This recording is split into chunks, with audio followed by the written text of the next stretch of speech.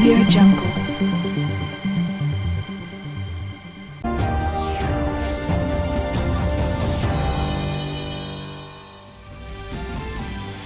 चक्रवाती तूफान यास उत्तरी ओडिशा के तट से टकराया। राज्य के धर्मा, बालासोर, भद्रक सहित तटवर्ती इलाकों में तेज हवा के साथ भारी बारिश।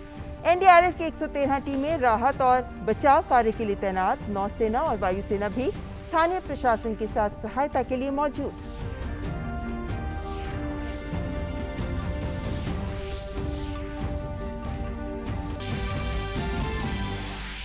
बुद्ध पूर्णिमा के अवसर पर प्रधानमंत्री नरेंद्र मोदी ने किया वैसाख वैश्विक समारोह को संबोधित। कहा, इस मुश्किल वक्त में भगवान बुद्ध के आदर्शों पर चलना जरूरी।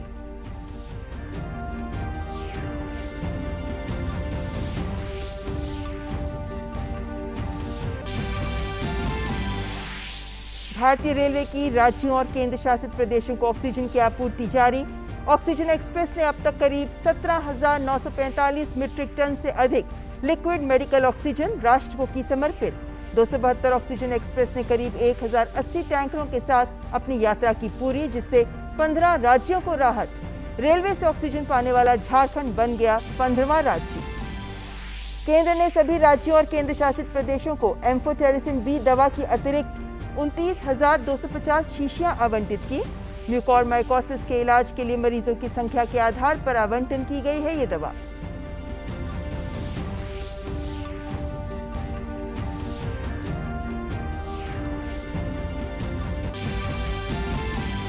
कोविड संक्रमण के सक्रिय मामलों में लगातार कमी जारी। देश में कुल सक्रिय मामले घटकर हुए 24,95,591। रिकवरी रेट 89% से अधिक। पिछले 24 घंटों में आए 2,08,000 नए मामले, जबकि 2,95,955 मरीज हुए स्वस्थ। देश में टीकाकरण भी तेजी से जारी। अब तक 20 करोड़ 6 लाख से अधिक वैक्सीन के डोज दिए गए। और खेलों में दुबई में चल रही एशियाई मुक्केबाजी चैंपियनशिप में 5 मुक्केबाजों ने सेमीफाइनल में पहुंचकर देश के लिए पदक किए तय। शिव थापा, संजीत के साथ महिला वर्ग में साक्षी, सिमरनजीत और जैस्मिन ने भी पदक किया सुनिश्चित।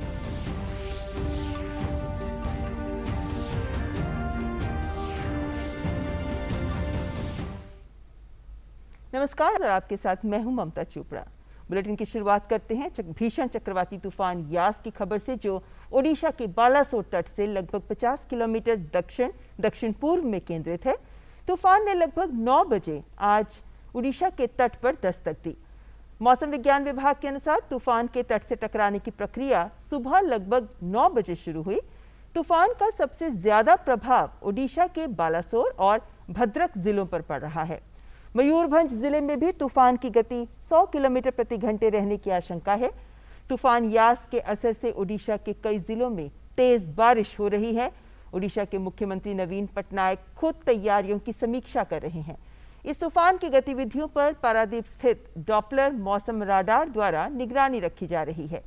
केंद्र और राज्य सरकारें भी इस तूफान पर नजर रखे हुए हैं।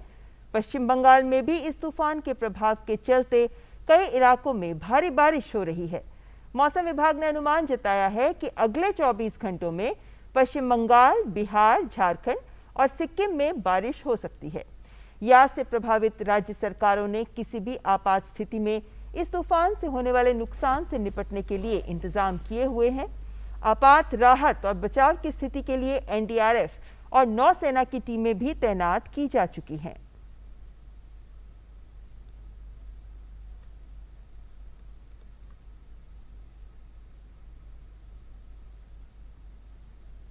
और चक्रवाती तूफान यास के ओडिशा तट से टकराने के बाद की स्थिति के बारे में हमारे संवाददाता तापस भट्टाचार्य ने मौसम विभाग के महानिदेशक मृत्युंजय महापात्रा से बातचीत की।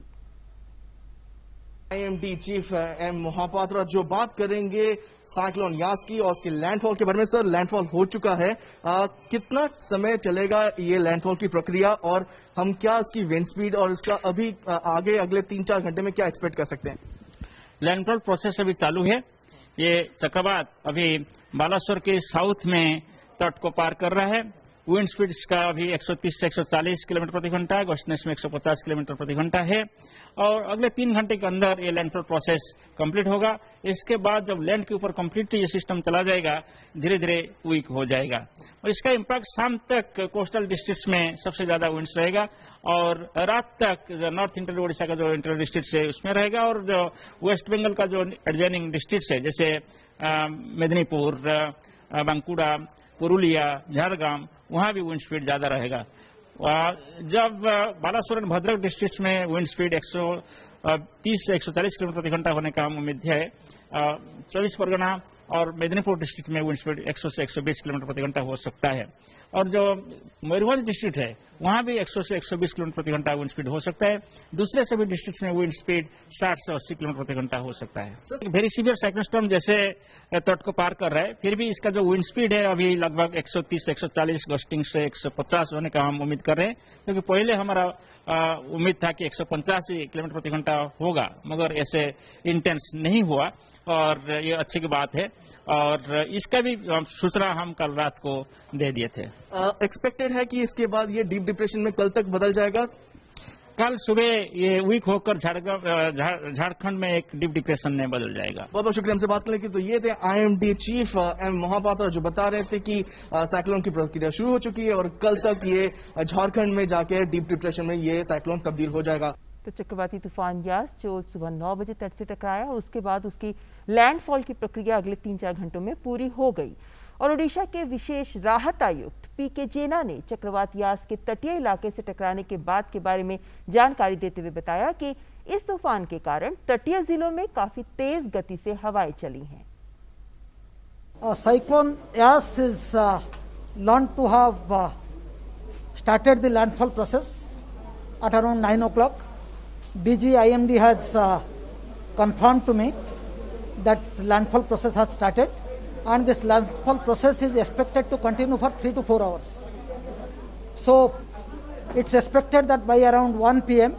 the tail end of the cyclone will also be completely moving to the landmass. This is making the landfall between Dhamra and Baleswar, a little away from Dhamra towards Baleswar.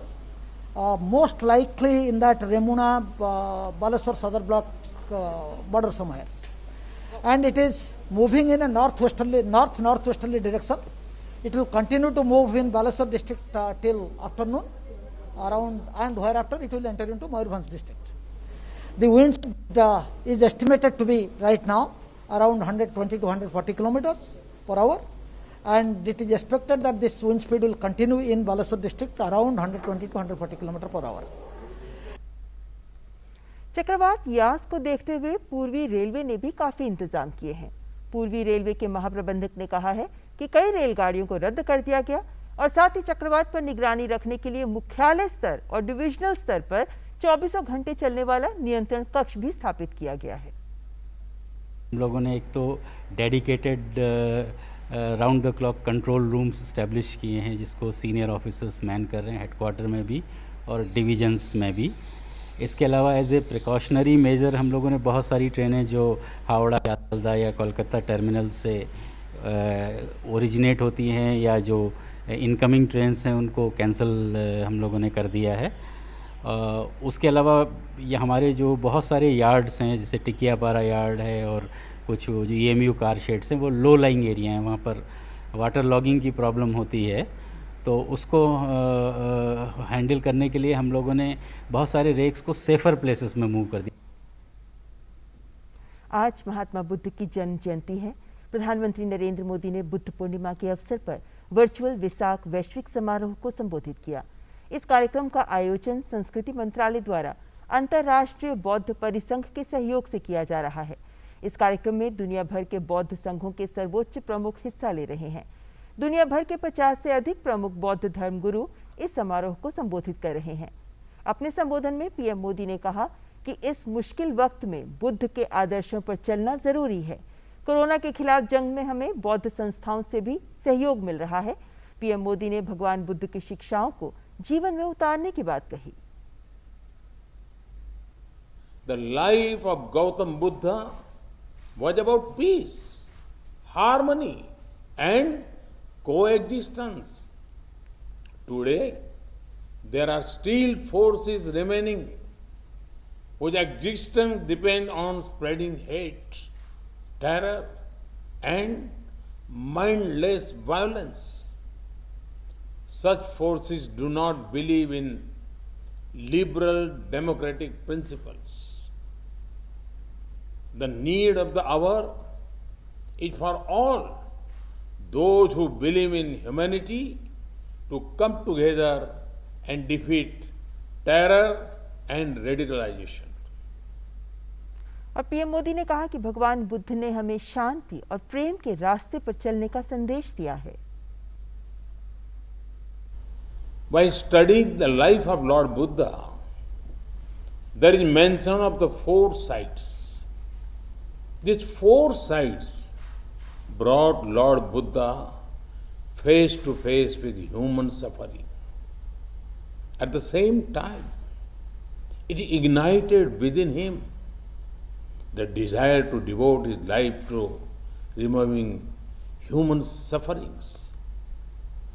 Lord Buddha taught us, Bhavatu Sabba Mangalam. Blessings, compassion, and welfare of all.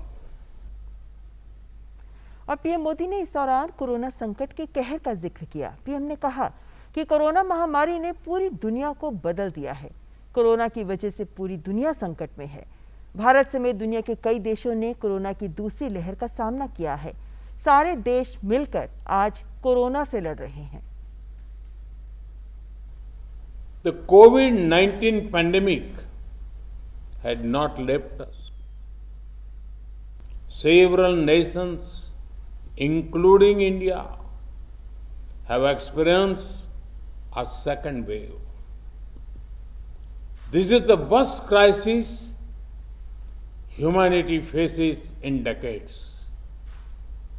We have not seen a pandemic like this for a century.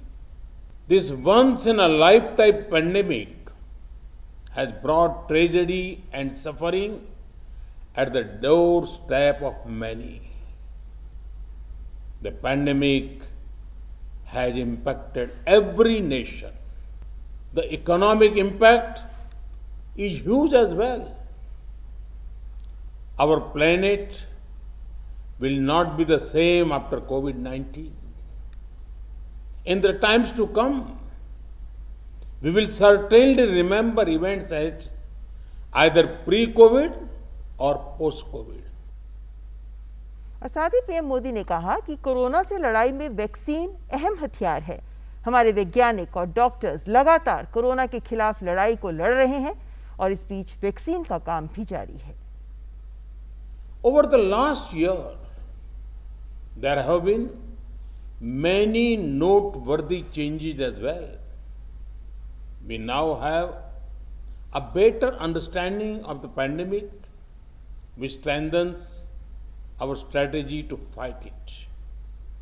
Most importantly, we have the vaccine, which is absolutely important to save lives and defeat the pandemic. The emergence of a vaccine in a year of the pandemic striking shows the power of human determination and tenacity. और PM ने कहा कि हमें देश के वैज्ञानिकों पर गर्व है जो कोरोना काल में अहम भूमिका निभा रहे हैं। पीएम ने कोरोना के खिलाफ लड़ाई में दिन रात सेवा दे रहे चिकित्सकों, स्वास्थ्य कर्मियों और अग्रिम मोर्चों पर तैनात अन्य कर्मियों को धन्यवाद दिया। पीएम ने कहा कि कोरोना संकट काल में मेडिकल स्टाफ लोगों की जान बचाने में जुटे हुए हैं। इसके साथ ही पीएम ने कोरोना महामारी से जान गंवाने वाले लोगों के प्रति संवेदना व्यक्त की। India is proud of our scientists who have worked on the COVID-19 vaccines. Through this forum, I would like to once again salute our first responders, frontline healthcare workers, doctors, nurses, volunteers who selflessly risk their lives every day to serve others in need. To those who have suffered and lost their near and dear ones, I would like to extend condolences. I grieve with them. केंद्रीय रसायन एवं उर्वरक मंत्री Shri DV Sadananda Gowda ने tweet करके जानकारी दी है कि म्यूकोरमाइकोसिस के उपचार में उपयोग की जाने वाली एम्फोटेरिसिन बी दवा की 29,250 अतिरिक्त शीशियां आज सभी राज्यों और केंद्र शासित प्रदेशों को आवंटित कर दी गई हैं। यह आवंटन उपचार करा रहे रोगियों की संख्या के आधार पर किया गया है, देश भर में जिनकी संख्या 11,717 है। इससे पहले दिनांक 24 मई को एम्फोटेरिसिन बी की अतिरिक्त 19,420 शीशियों का आवंटन किया गया था और 21 मई को देश भर में 23,680 शीशियों की आपूर्ति की गई थी। और इस बीच कोविड की तस्वीर की बात करें तो कोविड के खिलाफ देश की जंग में अच्छे परिणाम सामने आ रहे हैं। देश में कुल सक्रिय मामलों में कमी दर्ज की गई है। स्वास्थ्य और परिवार कल्याण मंत्रालय के मुताबिक देश भर में कोरोना के 2,08,921 नए मामले सामने आए हैं। वहीं पिछले 24 घंटों में 2,95,955 मरीज उपचार करवाकर स्वस्थ हो चुके हैं। इस समय देश में सक्रिय मामलों की कुल संख्या 24,95,591 है। बीते 24 घंटों में देश भर में कोरोना से 4,157 लोगों की मौत हुई। वहीं मृतकों का कुल आंकड़ा 3,11,388 हो गया है। और देश में कोविड टीकाकरण अभियान सुचारू रूप से चल रहा है। परिवार और स्वास्थ्य कल्याण मंत्रालय ने बताया है कि पिछले 24 घंटों के दौरान 20,39,000 से अधिक का टीकाकरण किया गया। स्वास्थ्य मंत्रालय ने बताया है कि देश में अब तक 20 करोड़ 6 लाख से अधिक कोरोना टीकों की खुराक दी गई है। और केंद्र ने अब तक राज्यों और केंद्र शासित प्रदेशों को कोविड रोधी टीके की 22 करोड़ से ज्यादा खुराक उपलब्ध करा दी है। अब तक राज्यों को कुल 22 करोड़ 59,880 टीकों की खुराक उपलब्ध कराई गई है, जिसमें से बर्बादी सहित 20 करोड़ 13,74,636 खुराकों का उपयोग किया जा चुका है। राज्यों और केंद्र शासित प्रदेशों के पास इस समय कोविड रोधी टीके की 1 करोड़ 77 लाख से अधिक खुराक उपलब्ध है, जिसका इस्तेमाल किया जाना है। उत्तर प्रदेश के मुख्यमंत्री योगी आदित्यनाथ ने आज देवरिया में कोविड कमांड सेंटर और स्वास्थ्य केंद्र का जायजा लिया और वरिष्ठ अधिकारियों के साथ बैठक की। साथ ही उन्होंने स्वास्थ्य केंद्र में ऑक्सीजन प्लांट को देखने के बाद कतरारी गांव में निगरानी समिति के साथ बैठक की। फिर उन्होंने मझगांव में प्राथमिक स्वास्थ्य केंद्र मझगांव में चल रहे वैक्सीनेशन का भी निरीक्षण किया। उसके बाद विकास भवन में उन्होंने जनप्रतिनिधियों के साथ और अधिकारियों के साथ समीक्षा बैठक की। भारतीय रेलवे सभी बाधाओं को पार करते हुए देश भर के विभिन्न राज्यों में लिक्विड मेडिकल ऑक्सीजन पहुंचाकर राहत पहुंचाने की अपनी यात्रा जारी रखे हुए है। अभी तक भारतीय रेल ने देश भर के विभिन्न राज्यों में 1,080 से ज्यादा टैंकरों में 17,945 मीट्रिक टन से अधिक लिक्विड मेडिकल ऑक्सीजन पहुंचाकर न जाने कितने लोगों की सांसों को बचाया है। खास बात यह है कि अभी तक 272 ऑक्सीजन एक्सप्रेस ने अपनी यात्रा पूरी की है, जिससे देश में ऑक्सीजन की कमी से जूझ रहे कई राज्यों को राहत मिली है। कल देर रात तक 969 metric ton liquid medical oxygen के साथ 12 ऑक्सीजन एक्सप्रेस ने चक्रवात प्रभावित पूर्वी राज्यों से अपनी यात्रा शुरू की और राष्ट्र को राहत देने के लिए कठिन मौसम को भी हराया। इन 12 ऑक्सीजन एक्सप्रेस में तमिलनाडु के लिए 3 ट्रेनें, आंध्र प्रदेश के लिए 4 ट्रेनें, जबकि दिल्ली, मध्य प्रदेश, उत्तर प्रदेश, असम और केरल के लिए 1-1 ट्रेनें शामिल हैं। दक्षिणी राज्यों में तमिलनाडु, कर्नाटक और तेलंगाना में लिक्विड मेडिकल ऑक्सीजन की डिलीवरी 1,000 मीट्रिक टन को पार कर गई। झारखंड को रेलवे से ऑक्सीजन प्राप्त करने वाला 15वां राज्य बनने वाली पहली ऑक्सीजन एक्सप्रेस प्राप्त हुई। ये भारतीय रेल का प्रयास है कि जिन राज्यों ने केंद्र सरकार से ऑक्सीजन के लिए आग्रह किया है, उन राज्यों को कम से कम वक्त में अधिक से अधिक लिक्विड मेडिकल ऑक्सीजन वितरित की जाए। महिला एवं बाल विकास मंत्रालय द्वारा कार्यान्वित की जा रही वन स्टॉप सेंटर योजना यानी एक ही छत के नीचे मदद प्रदान करने की योजना ने अब तक 3 लाख से अधिक महिलाओं को सहायता प्रदान की है। इस योजना से न केवल देश बल्कि विदेशों में भी भारतीय महिलाओं को सहारा और सहायता प्रदान करने की योजना है। इस योजना के विषय में महिला एवं बाल विकास मंत्रालय की सचिव ने बताया कि ये योजना विदेश मंत्रालय के साथ मिलकर बनाई गई है और इसके फीडबैक को देखकर विस्तार के बारे में भी सोचा जा रहा है। ये जो वन स्टॉप सेंटर्स हैं विदेशों में 10 सेंटर हम स्थापित करने जा रहे हैं। उनमें 7 गल्फ़ कंट्रीज़ में हैं, Bahrain, Kuwait, Oman, Saudi Arabia में 2 हैं और फिर वो ऑस्ट्रेलिया में 1 है। इस तरह से 10 टोटल हम कर रहे हैं इसको। इनकी व्यवस्था जो है वो MEA वाले करेंगे, जो विदेश मंत्रालय है वो उनको ऑपरेशनलाइज करेगा।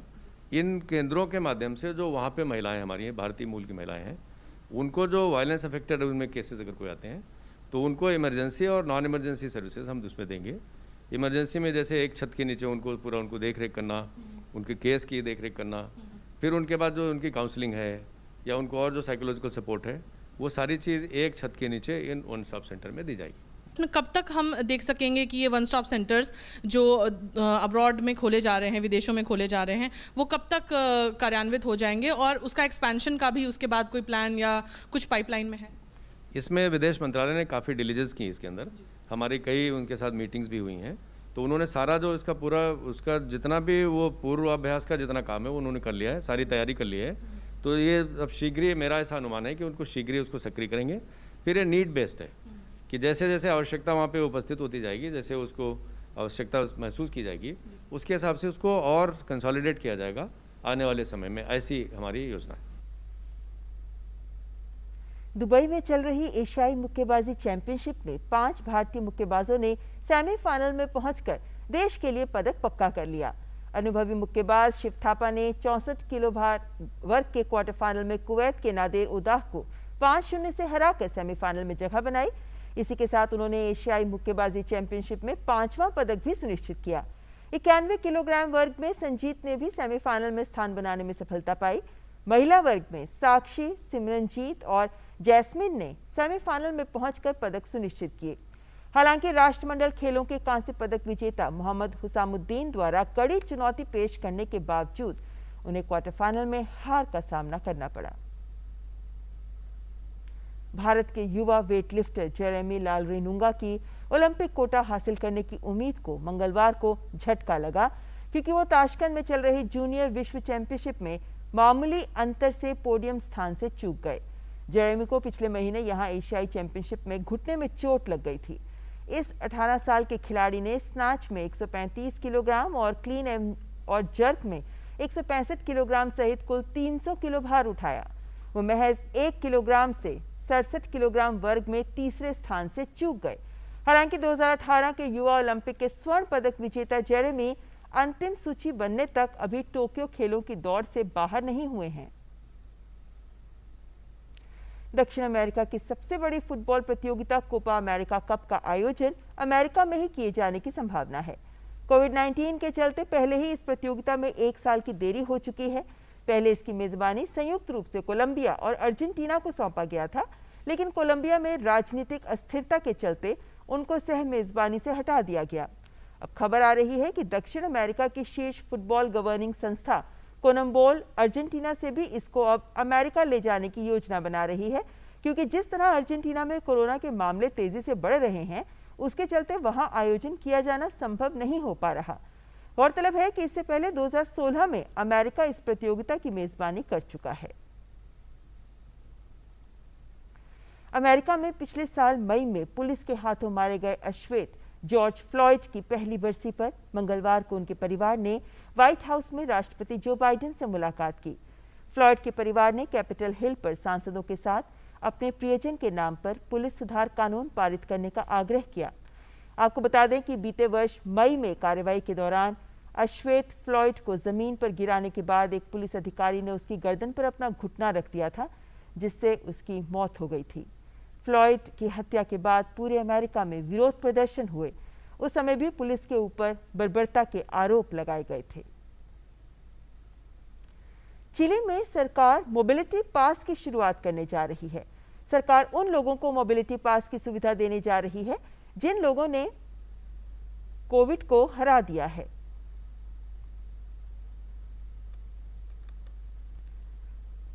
और जिन लोगों ने कोविड के खिलाफ टीकाकरण की प्रक्रिया पूरी कर ली है, उन्हें दिया जाएगा ये मोबिलिटी पास, जिसके साथ लोग देश में स्वतंत्र रूप से यात्रा कर सकेंगे। सरकार के प्रवक्ता जेमे बोलिलियो ने कहा है कि चिली के भीतर और अधिक आवाजाही की अनुमति देने का निर्णय खुला अवसर नहीं माना जाना चाहिए। बेलोलिया ने कहा कि मोबिलिटी पास एक QR कोड का उपयोग करेगा और जिन लोगों ने कोविड-19 के खिलाफ टीकाकरण की प्रक्रिया पूरी कर ली है उन्हीं को ये मोबिलिटी पास दिया जाएगा।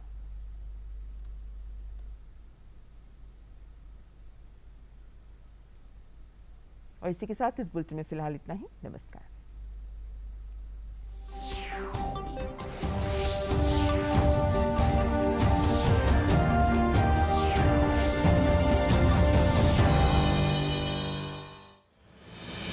दवाई